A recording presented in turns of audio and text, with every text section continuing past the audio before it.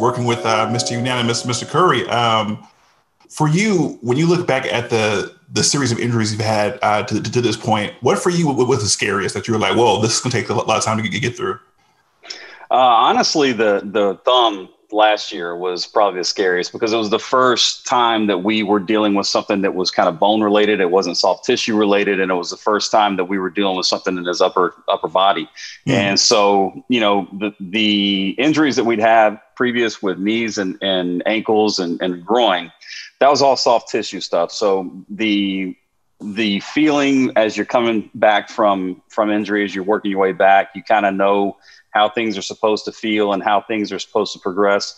When you're dealing with a bone and you start to deal with nerves because of the surgery that you had, there's an unknown. And so the concern was there, with his left hand, even though you don't shoot a lot with your left hand, it's still in there. So getting the feeling back and just how to feel our way through that process, that was the most nerve-wracking process we've been through for sure. I think maybe we should get an update on Steph while we're waiting for the Warriors to pick right here, maybe a couple minutes from what Brandon has seen this offseason, this pandemic. Yeah, I mean, it's been a challenging offseason just in terms of, getting in the gym consistently and making sure we're doing things safely and doing everything within the protocols and getting tested and things like that. But when we've been in there, which has been quite often, he's been great. His conditioning is good from a shooting standpoint. Probably the last week and a half of work that we've done is as good as he's been. So he looks great. I brought Cam Reddish in to work out with him for a couple days to give him an opportunity to be a mentor, to be a teacher, to step into a leadership role, as well as to give him somebody to compete with in the workout. He did great with that. So that's why I really like the idea of him kind of mentoring and teaching some young guys to win. So he's been outstanding physically. He's always going to get stronger, and he has gotten stronger. He's got a little more bounce than he's had in the past. So that's a good thing. So, I'm anticipating. He always jokes about adding he talks about getting number 8 because he's got 7 dunks in his NBA career. So he's, we're working on number 8 here. I had no idea. I will never forget that from now on. Well, trust me, he knows. And it's something he mentions about once a workout now. So not that we're working on it a ton, but the possibility for him to get another 1 or 2 before he's done is certainly out there. But he's been great, and I'm really looking forward to seeing him back on the court because it was really tough to go through last year not being able to watch him. I can't wait for those Steph posters. Another question for you, Mr. Payne. When you're watching your boy cooking, it got it going. Yep. I heard Gilbert Arenas say that most guards, when they get a big, they want to take him to the rim. And when they get a small, they want to shoot over them. So with Steph Curry, he shoots over every single person he wants to. Yeah. When you're looking at a big guy defending him, what makes you salivate like, like what position are you looking at? Like he's already dead. Well, the first thing that I look for is the big has to declare his feet. So is he going to try to play him straight up, or is he going to get 1 foot higher than the other? Because that'll tell you where the driving lane is. And so when he declares 1 foot, Steph's going to look behind that foot to see if there's potential help there. So if there's no help there, it's going to be a drive. But if the big declares a foot and drops his hands, he's probably going to step back and shoot. There's a lot of things to take into account other than just being big and small, because some guys are big and fast and some guys are big and athletic, and it's not that easy just to go right by them. So there's things to take into account, like, what the help is doing behind the big. What is there a corner shooter, or is there movement on the side that you're on? But there's a lot of things to take into account. And Steph, the fact that he processes information so quickly and he's able to read their feet, read their hand, read their nose, and make a decision, he's got everything at his disposal, including creating space and shooting the ball. Yeah. The pick has been made. It's Wiseman for the Warriors. All right. I'm very happy about that. And I'd like to tell Dub Nation that you're going to get this guy, this kid, got a 4.0 GPA. He speaks Mandarin, or at least he tries to. He's actually not bad. He's got all these little quirks. If you go to his TikTok, you'll find some funny stuff there. So he'll fit in with this only 19. Well. Yeah, it's a good fit. Really good fit. This is awesome. So everybody's happy, right? I hope so. I can't think of anyone better than Draymond to develop Wiseman. Yeah. Well, I talked to a couple high school coaches that saw him at, whatever it was, Nike Hoop Summit. And they were like, well, okay, the one thing would maybe be his motor, whereas they weren't worried about LaMelo's motor at all. Yeah, I wouldn't worry about Wiseman's motor at all. I wouldn't worry about it. Plus, if you have Draymond there, I think everyone's motor is automatically up a gear, right? And based on Wiseman's demeanor, I think he's someone who's really willing to learn. He's not going to be someone who's going to protest that much. He knows who Draymond is. He knows who Steph and Klay are. So yeah.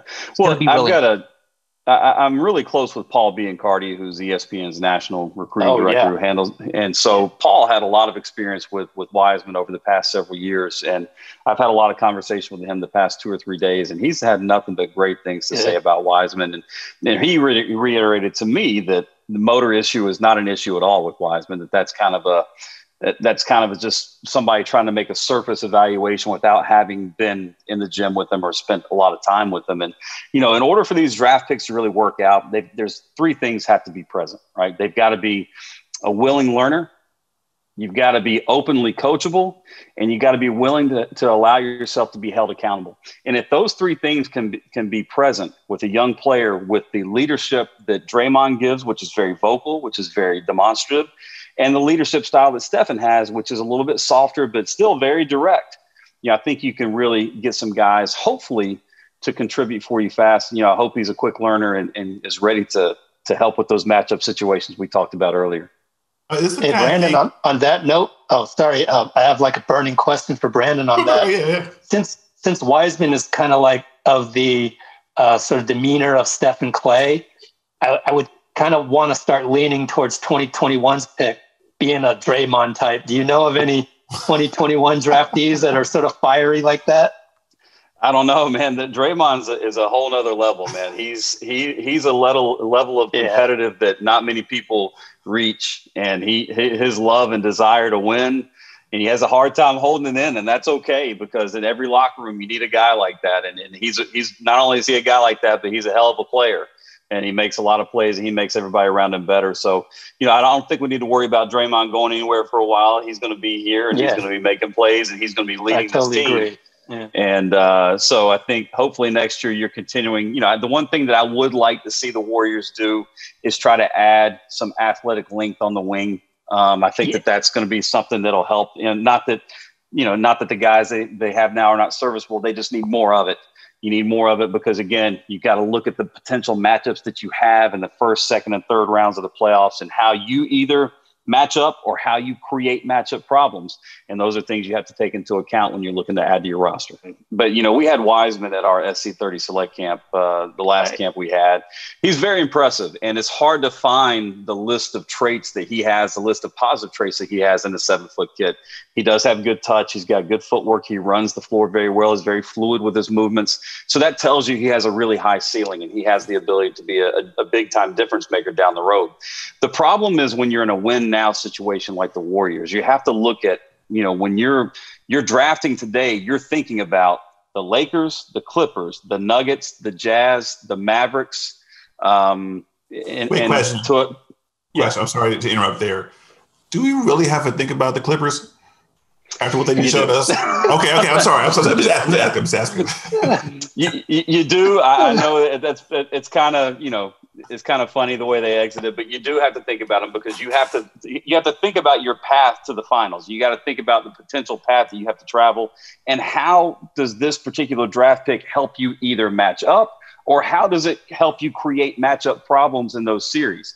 Right. And it's tough for a 19 or a 20-year-old to help you in that situation in the playoffs, especially when you think about the matchup that he would have would be Anthony Davis. It would be Jokic. It would be Kristaps Porzingis. It would be Rudy Gobert.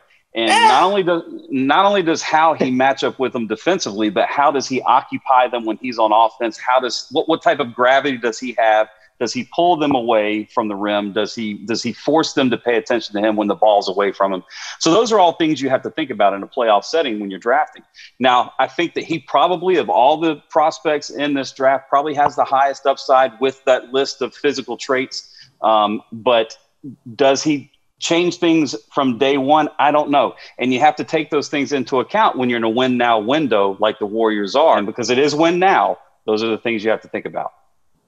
I guess my question is, with what he has right now, of course, he's a very young man. He's got plenty of time to grow. But as far as a right now situation going against real goons who are, 7 feet up there, what would you say, okay, right now he can do this at a level that I wouldn't mind giving him 20 minutes in a playoff game? What do you think is good right now?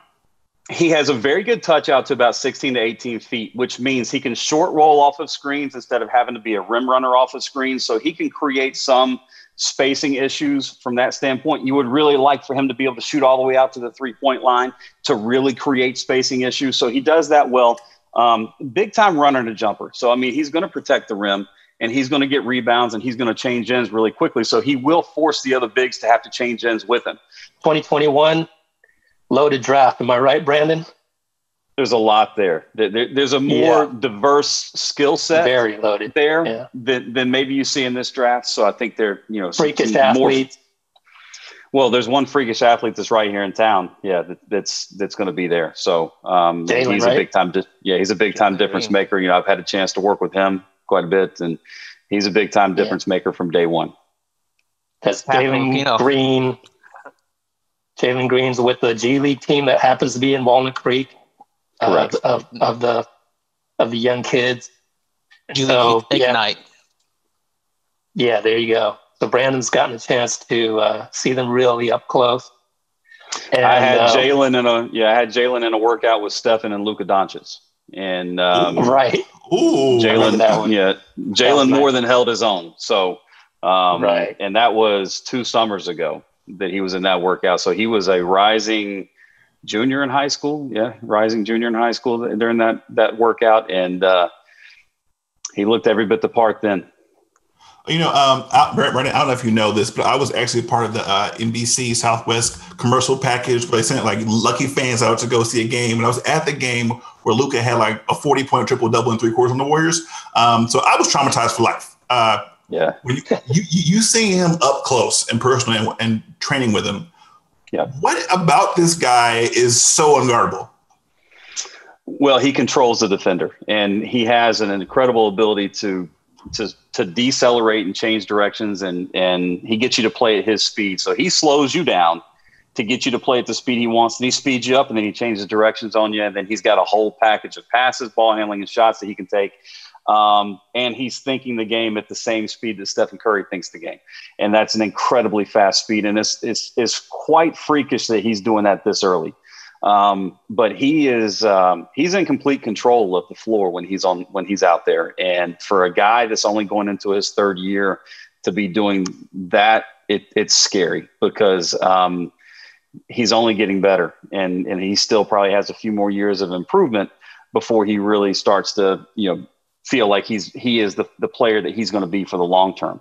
So it's a lot of fun to watch, but he's a guy that loves basketball. He was getting his rear end kicked that entire workout, and he had a smile on his face the whole time, and he took it in. And I knew then after that he was going to be special because that was a tough thing for him. He hadn't worked out a whole lot since he came out of that championship season that he had with his team overseas. And, so he wasn't in great shape, and Jalen and Stephen have been working out the entire summer. So it was a tough situation for him, but he had a smile on his face and he soaked it all in, and he showed flashes in that workout. So did I think he was going to be doing this fast? No, not at all. I don't think anybody could realistically think that, but it is quite impressive what he's doing. So when you're training, young point guards, obviously it's not the point guards of old where it's like, hey, you're the distributor of the rock, get your guys involved. Well, now we have so many scoring point guards where basically if you're a point guard who can't score, a lot of times you're seen as having a disadvantage, especially in NBA 2K. So I guess my question to you is, when you're helping a young guy, are you saying, okay, this is what the league is like and maybe trying to push them in a certain direction? Or are you saying, hey, what's the best thing that you can do in maximizing that? Well, you have to be very diverse in your skill set as a point guard. So you've got to be a threat with the ball. You got to be a threat to score because you get into ball screen situations. You have to command. You have to make the defense make a decision. You have to be somebody that moves the ball on time, on target to the correct place. You have to be somebody that moves without the ball with purpose. You got to be a great screen setter. You got to be a screen setter. You got to be able to get out of it and come off the screens. There's so many things that you have to do, and young point guards have to learn how to do that in a 16-second window because they've been playing with either no shot clock or a 30-second window. The game speeds up a lot, not necessarily from a movement standpoint, but from a decision-making standpoint. So, it's, again, experience is going to be the best teacher, and really seeing that first 82 games as 82 learning opportunities so that you can really start to learn. It's amazing if you watch Steph, he's always moved well. But when you got to year 2, year 3, year 4, he started moving well, but he started moving with great purpose. And he started moving to spaces where he knew shots were going to be. He started moving, taking into account where help was and where other opportunities to score were. He also started moving to create gravity to take help away from other players to score. Those are all the things you have to learn, and it takes time to learn those things. So you have to become very solid in your skill set in order to do those things. I was going to ask, where do you see Paschall's role fitting in? Because we got a lot of people who think he's like basically a small ball center, but because of his amazing shooting ability and his ability to track wings on the perimeter, they're saying he's actually a 3. Where do you kind of see him fitting in? All the above. I mean, he can do a lot of different things. I mean, he's very, very skilled. I mean, I had a chance to watch him the past couple of weeks and pick up, and I've watched him through the season last year. I think the hard part for these guys that played last year coming into this year is this year's roles are going to be completely different than last year's, right? Because the makeup of the team is going to be a little bit different. So while it was great that they got all that experience and they got to do a lot of different things, they got to try a lot of things with not a lot of pressure on them. I think there's still going to be some learning that has to happen with those guys within the new role when Stephen comes back and hopefully Klay comes back and when Draymond's playing constantly, and then with Wiggins being kind of more integrated into what they're doing, those guys are going to have different roles. So I think with Paschall, he can fill any of those 5, 4, 3 spots. The question is, can he really defend that 5 spot when you get into, tough situations? And those tough situations come in the name of Anthony Davis. They come in the name of Nikola Jokic. They come in the name of Kristaps Porzingis. Can you guard those guys? Can you at least get them to throw the ball a couple times instead of shooting it every time? I know you're starting to do some extra stuff with Accelerate stuff, especially in like video training, right? Yeah, we're doing some things now where we're going to be doing, movement screenings and skill screenings where people can send us some videos and things like that. And we'll send you feedback and give you an idea of what you need to be working on. And we'll actually develop a custom program for you. And then we've also got some programs and things that we'll be selling that are more along the lines of pre-designed programs. So we're getting into that, and we're designing a lot of things that training the trainers and training the coaches, we're getting into that as well. So, our online stuff, we're hoping to have everything up and ready by January 1st. And so people can go on and use it as an education resource and a training resource. That's fantastic, because I definitely need to get my skills back. It's been a minute, gain a few pounds. I'm counting on you to hook me up, man. Hook me up, please. We got you. Appreciate you, man. Hey, Brandon, thank you so much for joining us. Seriously, I feel like I know more about Steph just by talking to you. All right, man. I appreciate you guys having me. Thanks a lot.